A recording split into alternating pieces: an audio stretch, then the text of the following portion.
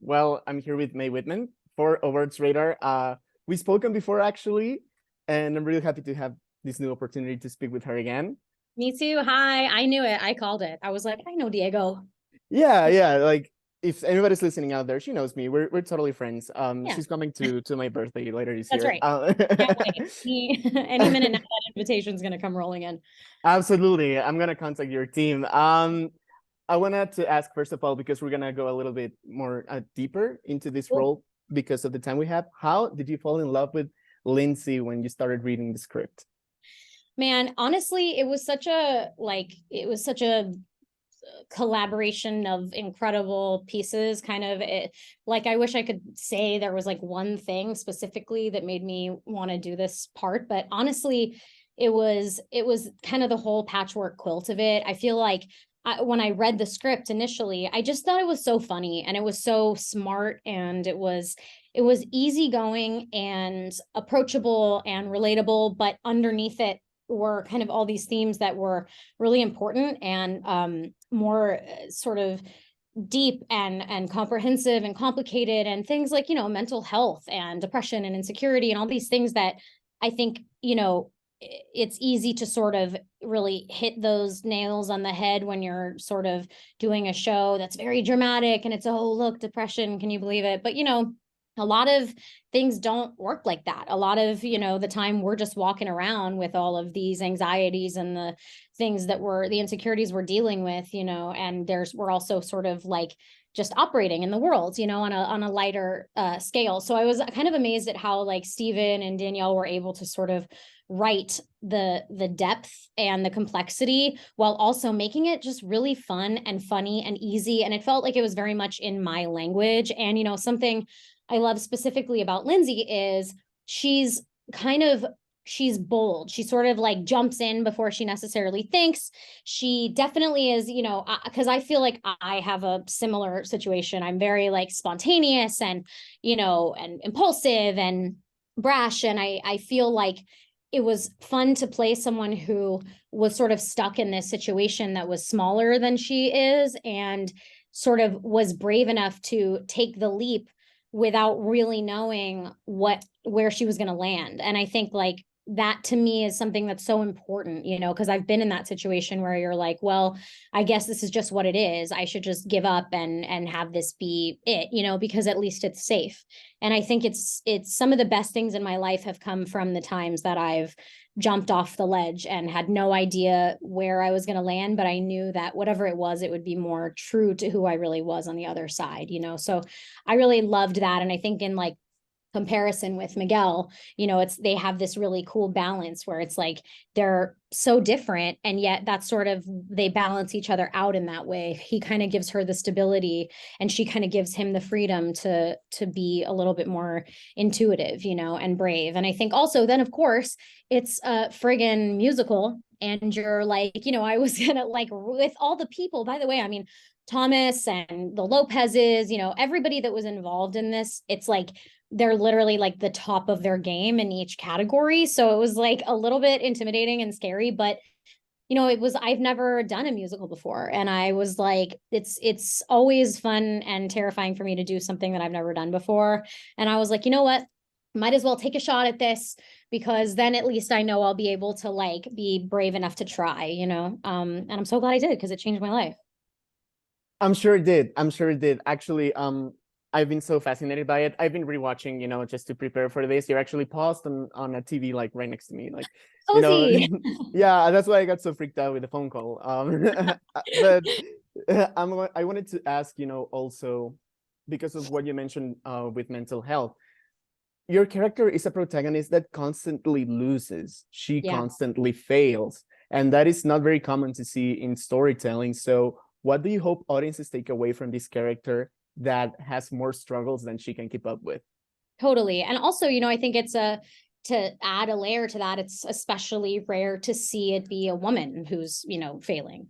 I think like, it's kind of a tale as old as time. And obviously things are really changing for the better, I feel like, in representation and across the board, but in all groups that have been underrepresented. But I feel like it's nice to, in the way that I can contribute, sort of show the imperfect, woman or girl, or the person who's sort of struggling. And I think, like, in general, my whole thing, I'm sort of like, what can I really contribute that's honest as like a person?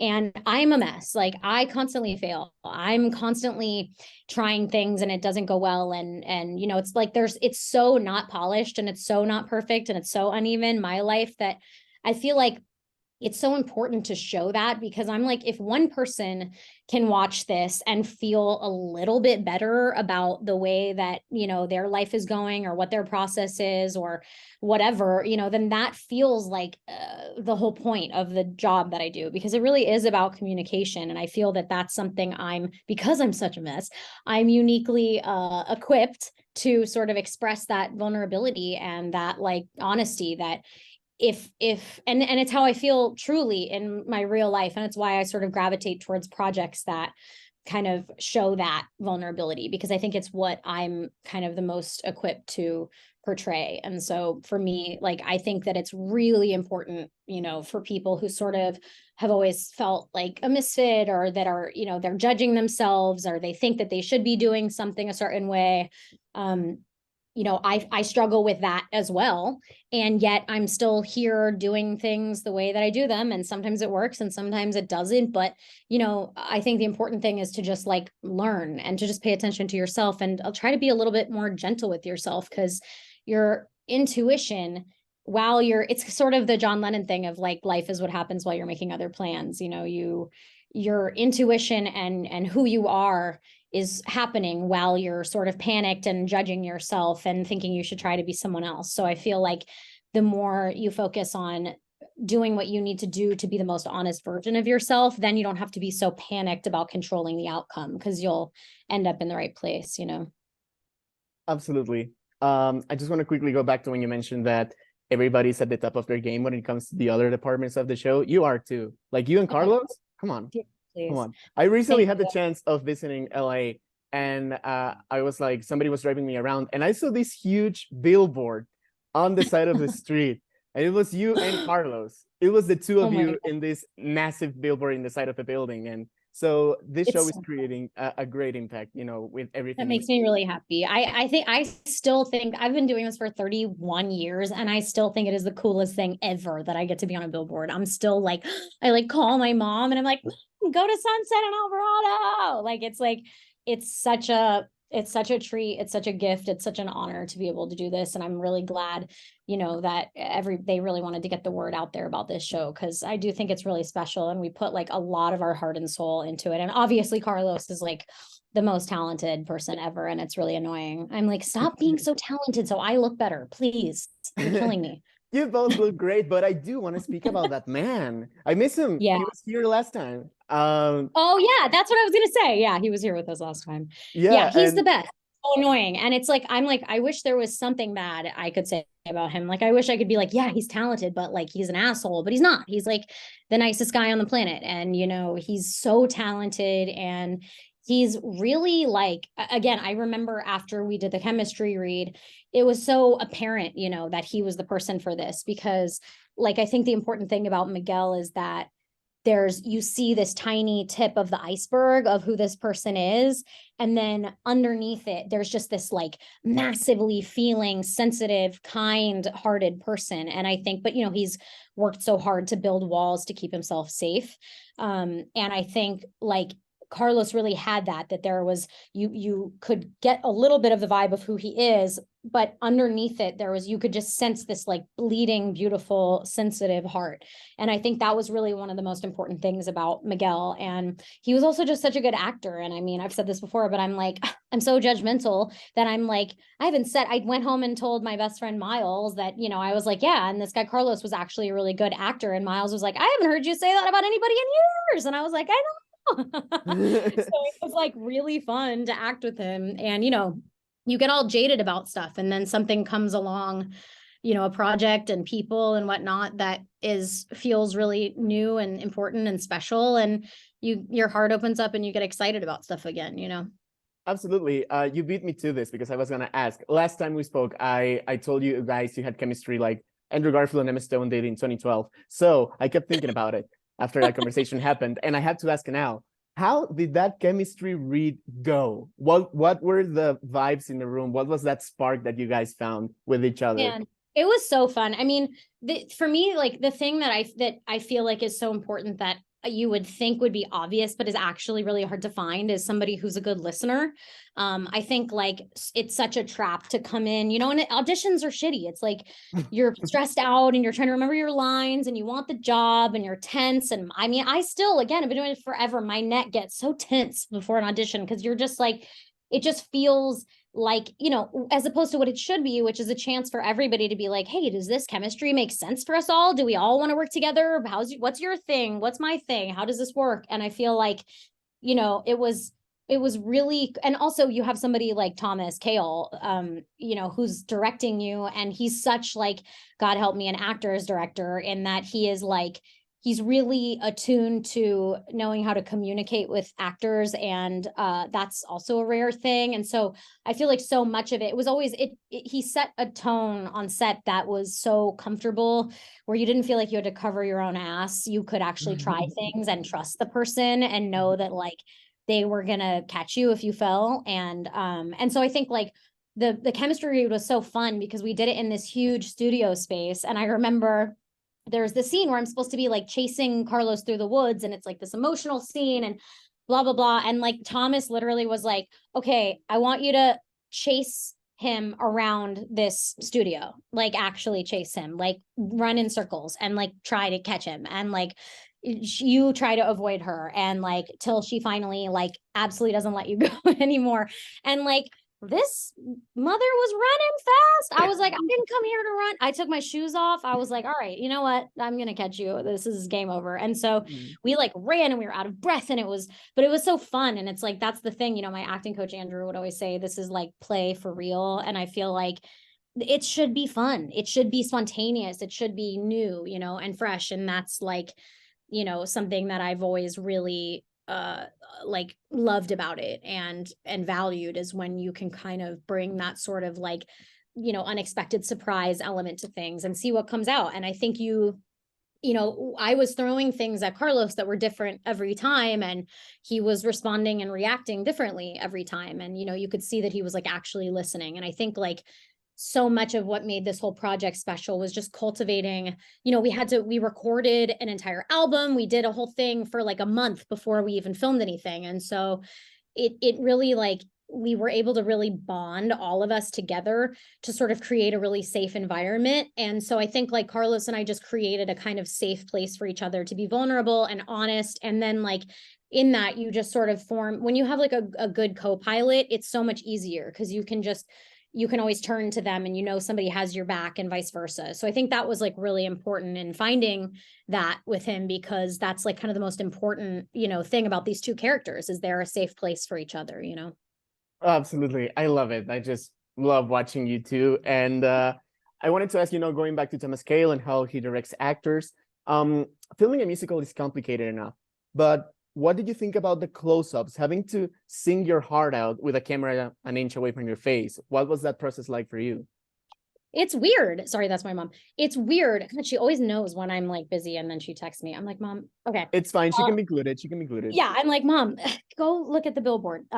So it's like, you know, it's weird. And I think like that's again what separates this show from other things. And it's what, you know, people are like, oh, it's a musical. And I'm like, it is, but it's actually, you know, it's interesting because I think oftentimes in musicals, the song is the big part in the show, and it's big and it's massive and it's, you know, huge. And sort of in this, the songs are the most intimate parts. It's like the times where you get to really see what's going on in the person's head and in their psyche. And I think like that's why it's sort of this like inverse, which is really cool. And again, yeah, I've learned how to express myself in voiceover and this and that, all these different ways, but this is like an entirely new one. And I have to say, it's another place I sort of just copied Carlos. I was like, what are you doing? How are you doing that? Okay, you're just being and I remember being like, what am I supposed to, what do I do with my face? And he was like, you just have your face be your face. And I was like, what do you mean? And he was like, you know, like acting just like a normal person with a face talking. And I was like, Okay. I was like, I hope this isn't some trick. And like, so I basically just like ripped him off and followed his lead. And it was really like, it was such a fun exercise to be able, because I think like singing is one of the most vulnerable things anyway for me. Like, I can't really hide my emotions while I'm singing. I'm not that person. Like, I am so vulnerable when I'm singing anyway, that it sort of like went perfectly for the vibe of the show, you know? Absolutely. And what was the musical number that you vibe with the most? Because it's easy to talk about the hardest sequence or the hardest choreography, but which musical number from the show was the one where you said, I'm nailing this, I'm gonna do it in one take, this is my song? Honestly, I think the one that I really related to the most and the one I was really excited to do was Please Like Me, just because, you know, it's a song for people pleasers. And I have always been a people pleaser, you know, growing up a child actor, you can't help but develop the old people pleasing habits, you know. And I think like, you know, it was something that because it was so fun because of the style that we did of sort of this like lounge act, you know, and sort of the slow like disintegration of the front that she's been putting up, and kind of the wilder it gets, and how no matter how hard she tries, it's sort of very obvious that she just cannot get people to react to her the way that she wants them to. And I think again, you know, it's like this, the illusion of control, thinking that you somehow have it in your control to manipulate someone else's thoughts or judgment or understanding of you, you know, and instead of really just like looking at yourself and trying to ask, like, I remember my therapist years ago when I was talking about, you know, somebody being mad at me for something, and I was basically like, but I have the receipts, I didn't do that, like, look, on this date I said this, on this date I said this. And my therapist was like, yeah, but who are you trying to convince? And I was like, me, you know, because ultimately I was trying to convince myself that I was worthy, or that I was a good person, or that my intentions were true, or whatever. And I think like that's something that really kind of changed my perspective about it all. And so I think that song, not only was it fun, it was really in my wheelhouse of just that huge, desperate, aggressive need to try to get people to like you, and, you know, the tap dancing act of what that is, you know. So I think that was like, that was the most in my wheelhouse. But um I loved like all the duets with Carlos were really fun, just because we didn't get to do too many of them. And so I think like for me, you know, just for sentimental purposes, the finale was really powerful to me, because you get to have everybody together at once. And also it's the first time you see Lindsay and Miguel singing to each other, which is just kind of cool and symbolic. And plus, you know, it weaves in the theme song, so you kind of feel like you know it already. And so I feel like that one was kind of the most sentimentally powerful. That sounds absolutely great. And I know my time is almost up, so I wanted to ask two more things real quick. Yeah. So you've done voiceover, you've done a musical now. What's like really itching you right now to make? What do you want to do next? Like, not even if you're not working on it, it's fine. Just what do you want? What do I want?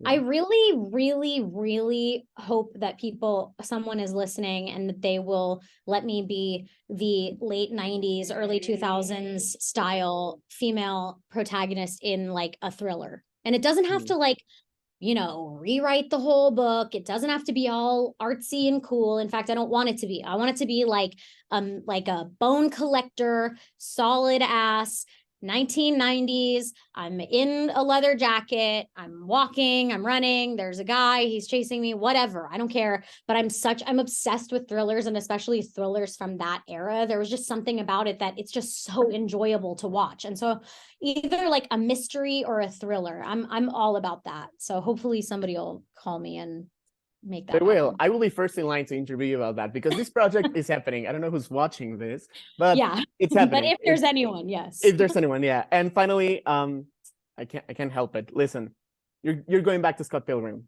How do you Yes. feel about that? How do you feel about that? Because it's been like a long time. Don't even tell me how many years, please. I won't. Thank you. But I was a Been a kid. long time. I was a kid when it happened. Oh, So how do you feel about coming back to this world, and what will you bring to the table that's going to be different from last time?